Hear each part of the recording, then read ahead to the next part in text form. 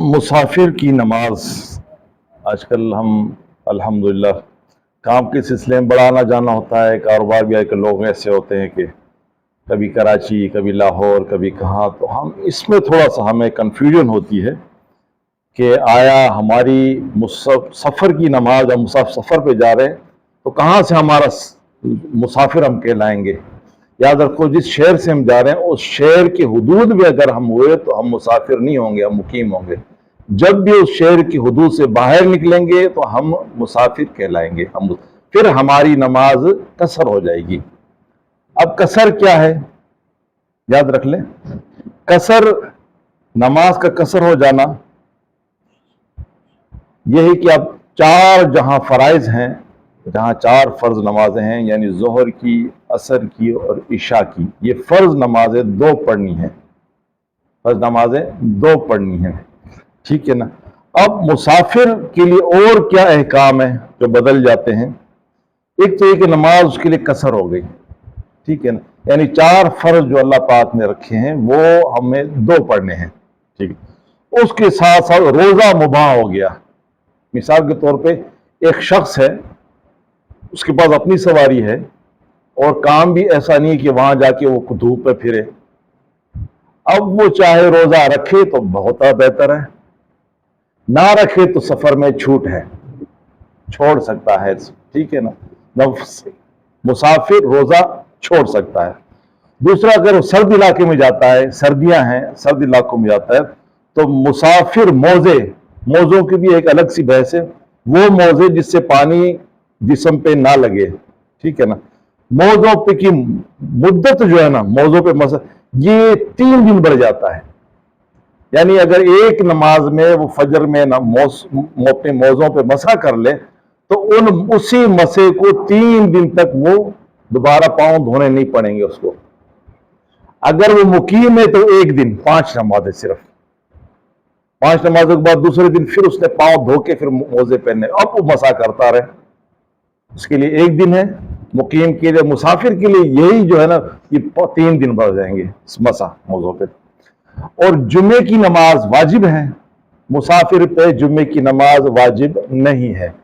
مسافر پہ جماعت کے ساتھ نماز پڑھنا واجب نہیں ہے، ٹھیک ہے؟ اگر وہ جماعت چھوڑ دے، جمعے کی نماز چھوڑ دے تو گناہگار نہیں ہوگا، ٹھیک ہے نا؟ اسی طرح قربانی بھی، اگر وہ مسافر ہے تو کیا ہے، وہ بھی قربانی نہ کرے، گناہگار نہیں ہوں گے، قربانی مقیم پر ہے، ٹھیک ہے نا؟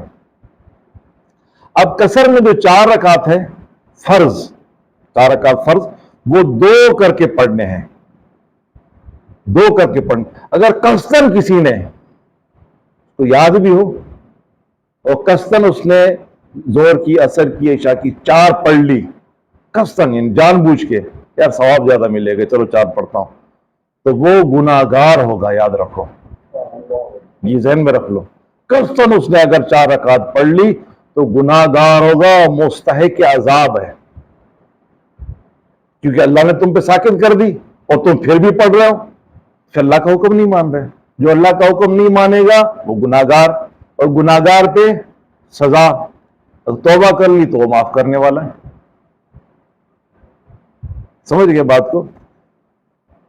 لہذا اس کو توبہ کرنی چاہیے، اگر اس طرح کسی نے ہو گیا تو اس کو توبہ کرنی چاہیے۔ اچھا، وہ سنتیں ہیں، سنتیں کیا؟ اگر آپ کے پاس وقت ہے، مثال کے طور پہ آپ رشتہ داروں میں چلے گئے، کراچی چلے گئے، آپ کا کام ہو گیا، جلدی آپ نے کام جلدی نپٹاؤ، کام ہو گیا، اب آپ کے پاس وقت ہے تو سنتیں پڑھ لیں،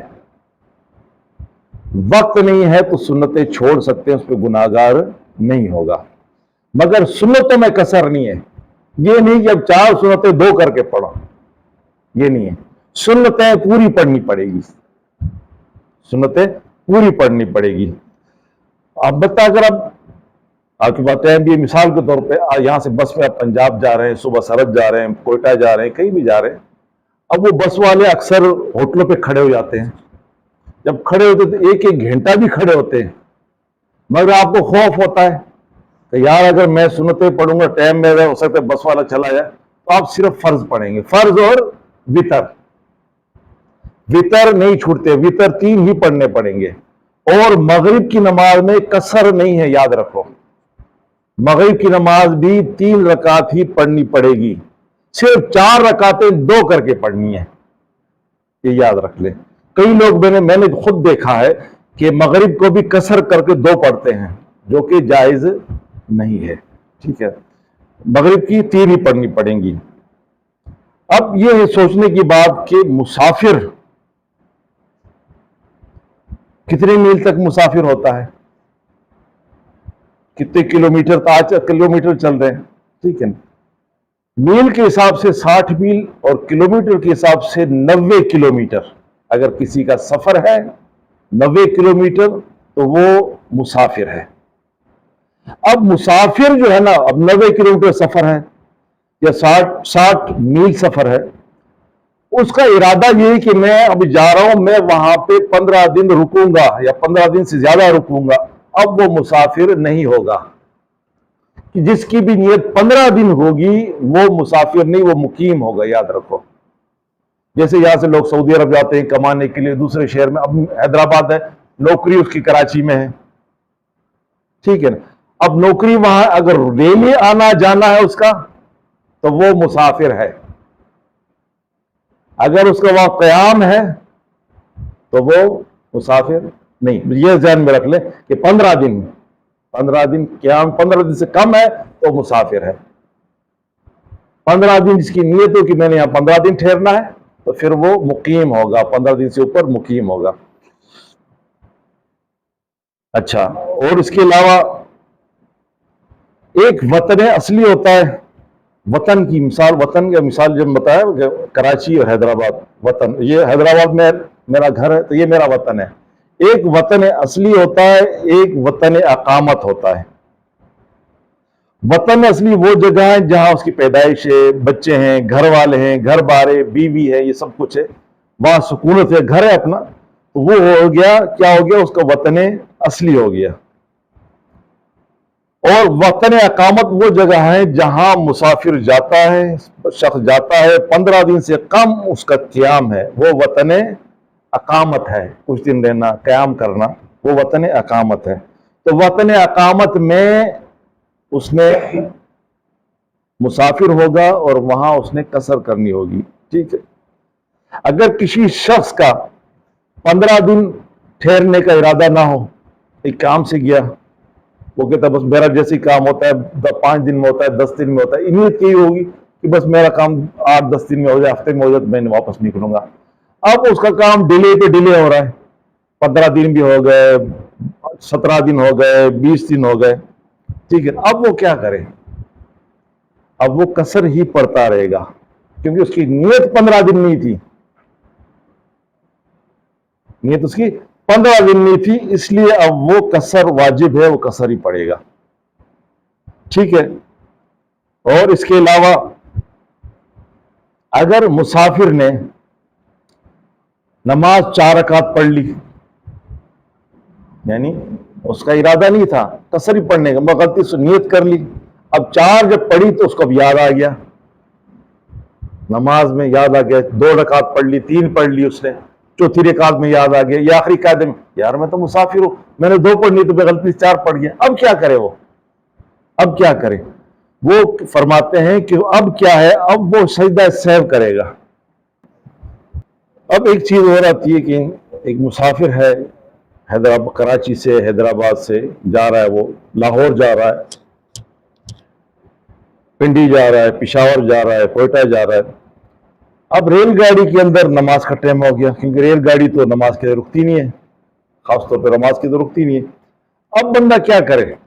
یہ بڑا کوشچن جو ہے، بڑا لوگ پریشان ہوتے ہیں، تو یہ ضرور ہمیں یاد رکھیں، چلتی ریل گاڑی، کوئی چیز اگر چل رہی ہو، چلتی ریل گاڑی میں فرض، واجب اور سنت، فجر کی سنت بھی کون سی؟ فجر کی، صرف ایک فرض، 3 رکعت وتر واجب عشاء کی، اور صبح کی 2 رکعت سنتیں، یہ چلتی گاڑی میں نہیں ہو سکتے، چلتی گاڑی میں نہیں ہو سکتے۔ یہ چیزیں وہاں پڑھی جائیں گی جہاں زمین ساکت ہو، جس چیز پہ تم پڑھ رہے ہو وہ ساکت ہو، اور قبلہ رخ تمہارا صحیح ہو، اب دونوں چیزیں ریل گاڑی میں ہو نہیں سکتی، قبلہ رخ ہونا بھی بڑا مشکل ہے، اور ساکت تو ہوتی نہیں، چل رہی ہوتی ہے، ٹھیک ہے نا۔ ہاں دوسرے کوئی نوافل پڑھنے ہو، تہجد کی نفل ہو گئے، دوسرے نوافل وہ ہو جائیں گے، آپ کے نفل ہو جائیں گے، مگر فرض، واجب اور فجر کی سنتیں یہ آپ کی ادا نہیں ہوں گی۔ اب اس کے لیے بتا کیا کریں؟ اب پتہ ہوتا ہے ہمیں کہ بھائی اب یہاں سے گاڑی نکلی حیدرآباد سے، ٹھیک ہے نا، اب یہ رکے گی روڑی پہ، تو وضو اس کا جیسے روڑی پہ رکے آپ جا کے عشاء کی نماز پڑھ لیں، ٹھیک ہے نا۔ عشاء کی نماز فجر نماز تک ہو جاتی ہے، تو بہتر یہ ہے کہ آپ جہاں گاڑی رکے وضو آپ کا ہونا چاہیے، اور آپ نے 2 رکعت پڑھنی ہے یا 3 پڑھنی ہے، ٹھیک ہے نا۔ اب جیسے اتریں قبلہ رخ دیکھ لیں، وہاں کپڑا بچھائیں اور نماز پڑھ لیں۔ اور اس کے علاوہ یہ ہے کہ جہاں آپ کو اس کے علاوہ کہیں گاڑی رک جاتی ہے تو فوراً نماز کا وقت ہے، آپ فوراً نماز، اگر اول وقت بھی ہے فوراً پڑھ لیں، ٹھیک ہے نا۔ اگر یہ شرط نہ ہو، یہ شرائط پوری نہ ہو سکے، مثال نہ گاڑی رکتی ہے، ٹھیک ہے، اور نماز کا وقت ابھی قضا ہو رہا ہے، نماز وقت نکل جائے گا، یعنی مثال اب روڈی پہ مغرب کا وقت نماز ہے، حیدرآباد سے نکلو میں نے اثر پڑھی ہے، بیچ میں گاڑی کہیں رکے گی نہیں، اب رکے گی تو عشاء کی نماز پہ جا کے رکے گی رات کو 12-1 بجے، تو مغرب قضا ہو جائے گی۔ اس کے لیے کیا کرے؟ اس کے لیے یہ ہے کہ نماز پھر پڑھ لے، نماز پڑھ لے، اپنے من کو، یا آج کل وہ موبائل میں قبلہ رخ آتا ہے، قبلہ رخ دیکھ کر نماز پڑھ لے، مگر اس نماز کو دوبارہ ادا کرنا پڑے گا، اس کا ادا ضرور کرنا پڑے گا، ادا کرنا پڑے گا۔ یہ ہو گیا کہ آپ نماز چھوڑنے کا گناہ آپ پہ نہیں ہوگا، نماز چھوڑنے کا گناہ آپ پہ نہیں ہوگا، مگر اس نماز کو دوبارہ دہرانا پڑے گا تاکہ آپ کی نماز صحیح ادا ہو جائے۔